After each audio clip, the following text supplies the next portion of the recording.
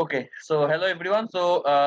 We have already started the discussion of structure, right? Structure in C programming. In our last class, we have just mentioned how we can create a basic structure in C, and I have also discussed about how we can create the various structure, member the form of the structure, how we can create, give the name of the structure, tag name of the structure, how we can create the various kind of structure members of different types or different data types, you can say. Then I have also shown how we can create the structure variables, which actually used to access the members present inside that structure. So while a structure variable has been created, it will actually occupy some memory in the computer system, right? So structure is actually an abstract concept or a virtual concept, and the variable of the structures is actually a physical concept or a non-abstract concept, you can say. So in the last class, I already mentioned some of the important points where you can use structures, in what are the operations you can perform of using structures. Then I have discussed about the two kinds of structures, a local structure and global structure. Okay, how we can define a local structure, how we can define a global structure, right? So let me share the screen today. Today I'm going to discuss some more important things regarding structures. So today our structure class will be very interesting and important as well. So the first thing that most of the interviewer will ask this question, and this question is a little bit confusing, okay, to you, that to discuss about the size of the structure, to discuss about the size of the structure. So according to you, how we can determine or how we can calculate the size of a specific structure you have. Suppose this structure you have, right? In the PPT, it is shown in front of you. So we have a structure char int, and within this structure we have three members or three structure elements: character C1, character C2, and integer I. Right? Then these are the variables of the structure that we have defined. So I am not concerning about the variables. I am only concerned about the structure size. So according to you, what is your opinion? What should be a size of a structure? Suppose this structure is defined in front of you. So if you check it, this structure is defined as a local structure, right? Within main method, I have defined this structure. Everyone agree with it? Within main method, I have defined this structure. This kind of structure definition is called local structure definition. If I will define this structure outside the main method, which I have already discussed in the previous class, just like this, outside the main method, then it is called a global structure, right?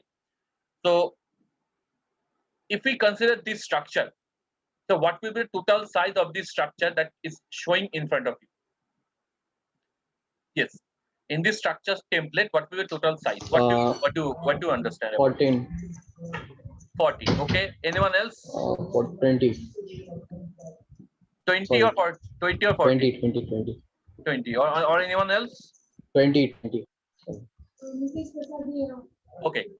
So everyone try to understand. Everyone try to understand very carefully. The structure size has been defined in this. How we can declare or how we can calculate the size of a structure is defined in this equation. The size of a structure is equal to the sum of the sizes of the field. Field means the number of elements or members the structure have. That is called field. Okay. Sum of the size of field. So you are going to calculate the size of each and individual field and then making a sum of it, right? And the second one that is very, very important, which generally students are doing mistakes to mention this one, that is alignment padding. Alignment padding or slack byte. It is also called slack byte, and it is processor and compiler specific. It's generally processor and compiler specific, and it is called alignment padding or slack byte. So try to understand very carefully. So in this example, there are two characters, right? One, two.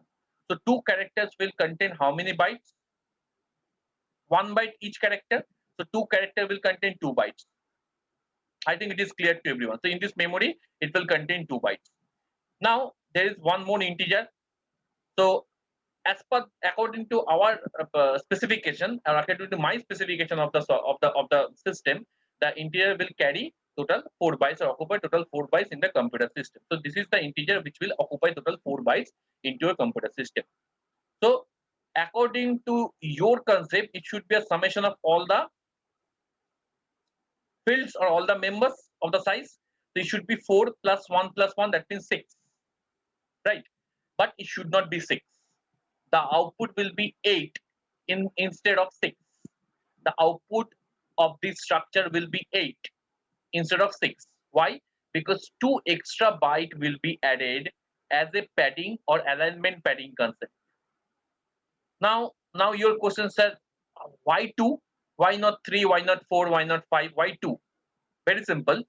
What is the maximum member size of this structure? The maximum member size of this structure is integer I, that is 4 bytes. So these two integers will actually occupy, actually depends, it actually depends or actually processor specific. It actually depends or actually it is processor specific. Okay. So let's try with our example. So in our process, so if you see this is a structure A, right? Within structure A, two variables, three variables or three members, not variable, three structure members has been declared. One is integer whose size is 4 bytes, right? Another one is double whose size is 8 bytes. Another one is short integer whose size is 2 bytes. I think all of you agree with the primitive data type size of all these three members, right? So it should be, so the total size should be summation of this three member, that means 8 plus 4 plus 2, that is 40. But it should not be 40. It should be 24. The size of this given structure will be 24 instead of 40. Why? Because of that extra addition of that padding bytes or slack bytes. How the padding bytes will be calculated? What will be the extra size of the padding bytes? In your structure, listen very carefully. In your structure, which data element or which data member will carry the maximum size, the other members try to add or try to padding. Padding means addition of the extra bytes. Padding is the process of adding some extra bytes. Okay. So in your structure, the member element or the data member who will occupy the maximum byte, the other data member try to add those extra bytes. Okay, with this padding concept. As for example, this integer has how many bytes? 4 bytes. Size of integer is 4 bytes. In my processor it is 4 bytes, right? In my architecture, but size of the double is 8 bytes. Size of the double is 8 bytes, right? And the size of the short int is 2 bytes. So 4 byte means this is what is the difference from the maximum? Which one is the maximum data type here or maximum data member here? Double, whose size is 8 bytes. So what is the difference between the first member size and the second member size? Because second member is the maximum one, right? So 4 bytes. That extra 4 bytes will be padded with the original bytes of this integer. In the similar way, the shorting size is 2 bytes, right? So what is the maximum data member size? 8 bytes, double Z. Okay, so what will be extra bytes or what will be shortfall? Shortfall is 6 bytes. So that 6 bytes will be added with the original size of the shorting. That is 6 plus 2, 8. And this is 4 plus 4, 8. So 8 plus 8 plus 8, total 24. If we run this, so this is the size of a structure, which is 20. Okay, how we can print the size of a structure? By using a size of operator, a size of, as all of you know, is a specialized operator in C. By the size of operator, will pass the structure as a member element or argument of the size of operator, and we have printed the value. Okay. Now let me change the double data type into a float type. So what is the size of a float variable? It's 4 bytes. Size of a float variable is 4 bytes, right? The size of a float variable is 4 bytes. So it should be 4, because there is no need of padding here in this case, because size of integer is also 4 bytes in my architecture, and size of float is also 4 bytes in my architecture. So it should be 4 plus 4, 8. But here a padding is required. What will be the padding size? Padding size will be 2 bytes. So 4 plus 4, 8. 8 plus again 4, that means 12. So the size, total size of the structure will be. Is it clear to everyone? Is it clear to everyone? Hello. Is it clear to everyone, right? Sir প্যাডিংটা কি করে বার করছেন আরেকবার বলে দেবেন? Yes, sir. আবার repeat করুন প্যাডিংটা। Okay. So the maximum size, how we can calculate the padding? That is your question. So the max, you have to first find out the maximum size of the member of your structure. Which member occupy the maximum size? So in this example, which member occupy the maximum size? Float. So float has the maximum size 4 bytes. So integer has also a 4 bytes. So there is no required of padding because both these member have the similar byte. Okay. Now this short int has a maximum size of 2 bytes. Not maximum, its size of in our architecture is 2 bytes. So it actually shorted with 2 bytes more. Why? Because the maximum size of the data member is 4. So it is 2 byte shorted. So that 2 byte will be added as a padding with the small data type. Okay. So that should be 2 plus 2, 4. That should be 2 plus 2, 4. So first 2 byte is the original size and second 2 byte is coming for the padding. So 2 plus 2, 4. So total 4 plus 4 plus 4, 12. Clear? Is it clear? So in the previous case, it was double. In the previous case, it was double. So if it was double, then the double has a size 8 bytes. I think all of you remember. So right now, among these 3 members, this double Z is the member which occupy the maximum size in the memory. So what is shortfall? What is the shortfall from the other members? From the other members, the integer member has a size 4 bytes. So there is a 4 byte shortage in case of integer member. So that extra 4 byte will be padded with the integer member. So it should be 8. Again, in case of 2, the extra 6 byte will be padded with a short int and it should be again 8. So total 3 into 8, that means 8 plus 8 plus 8 is equivalent to 24. Clear? Everyone clear? Is it clear to everyone? Yes, sir. Yes, sir. Okay, fine. So let's talk about. So please remember how we can calculate the size of a structure because it's very, very important. Okay. So if you remember in the last class, I discussed about how we can define a structure and how we can declare a variables, one variable or more than one variable in case of one structure, right? So today I'm going to discuss about array of structure.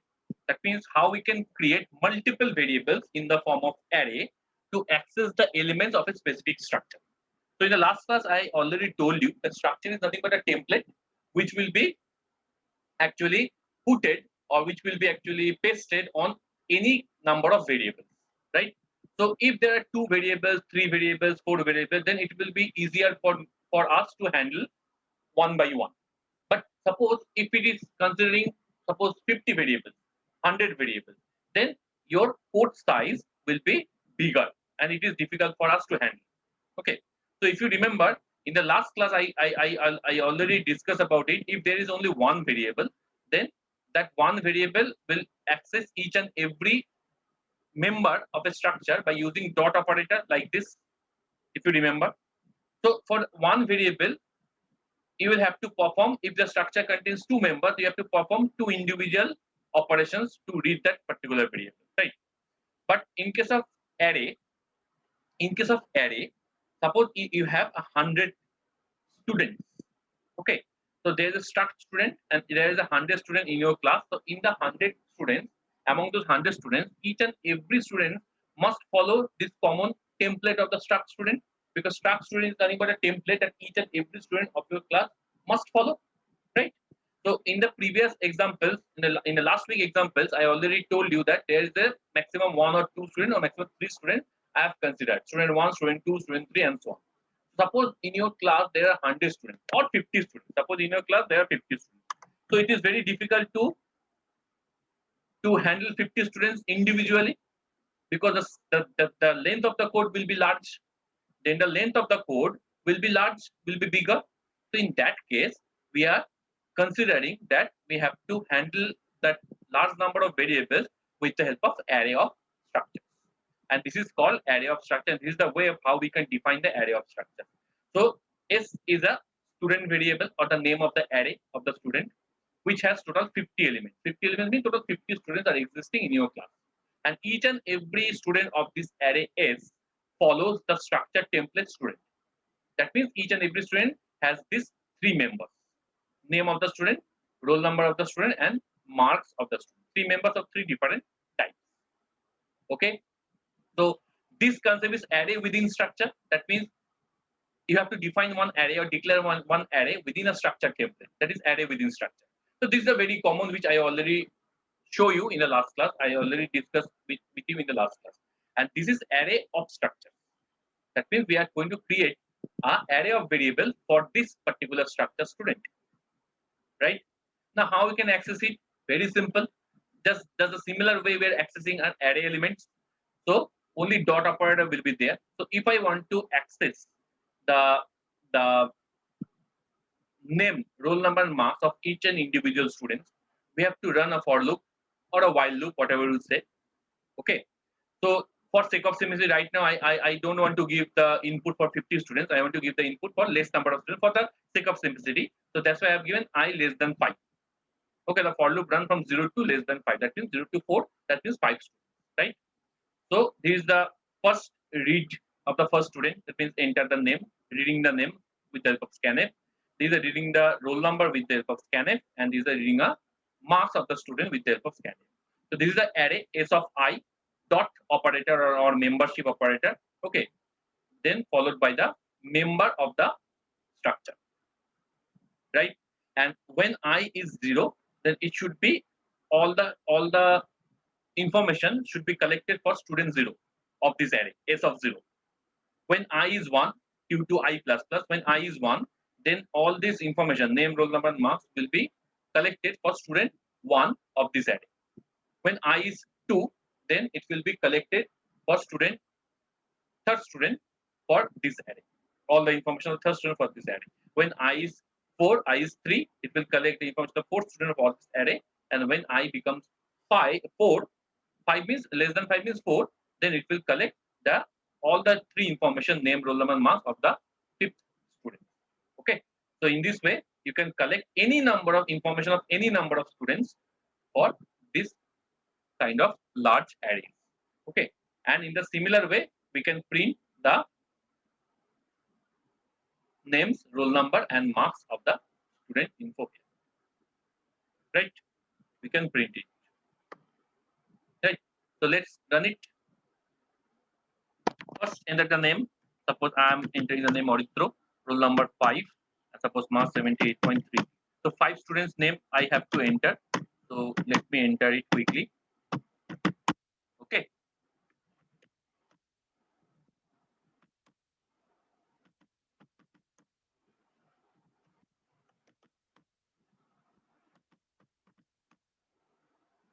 Oh, sorry.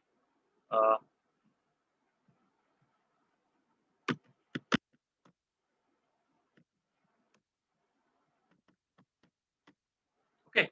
So in this way, you can read all the name of the students, marks, and roll number of the students in such a way. Right. This is called array of structure.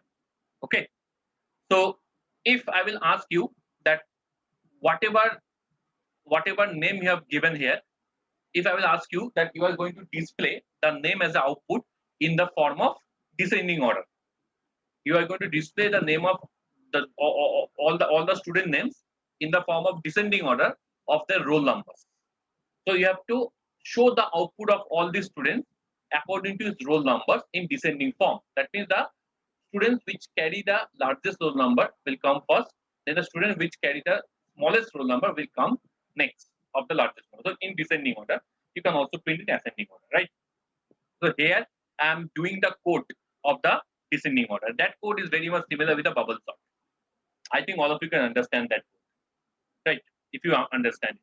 Obviously, we have to compare based on some numerical values. That's why I have taken roll number. I have considered roll number for the comparison operations. We cannot compare based on mark. We can compare it, but for sake of simplicity, we are taking a roll number. Even we can compare it in terms of marks as well, right? So if we compare a particular student S of I, that was student, and J means I plus 1, the next student of the ith student. If I is 0, then J will be 1. So S of 0 will compare with S of 1 roll number, right? And then with the help of third variable, it will exchange the value.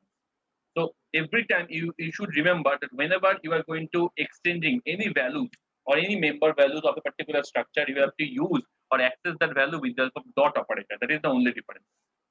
Okay. So if we run this code, so after bubble sir will actually print the student name. So if you run this code, let me access it. So enter roll number, suppose 11, 78.33. Now second one is Sanjay. Suppose roll number is 1. Okay. And then marks 89.77. Now the roll number suppose name is suppose John. Okay. And roll number suppose 15 and marks is 87.65. Okay. Now the roll number suppose the name is Ayush and the roll number suppose is 12 and marks is 88.32. Okay, and the last one suppose it is yearly and roll number is suppose 19 and his marks is suppose 92.15. Look, first Auditro came with the highest roll number, then Sanjay with 15, then John 12, then Ayush 11, and then Piali 1. Okay, so it will arrange all this information in ascending order. Sorry, in descending order. The first one is the highest roll number, then 15, then 12, then 11, then 1. Okay. Is it clear? Is it clear to everyone? How we can perform it? So this is called array of structure. Okay. So we almost finish this session. We will stop this session. Everyone join into the assembly for the next session. Okay.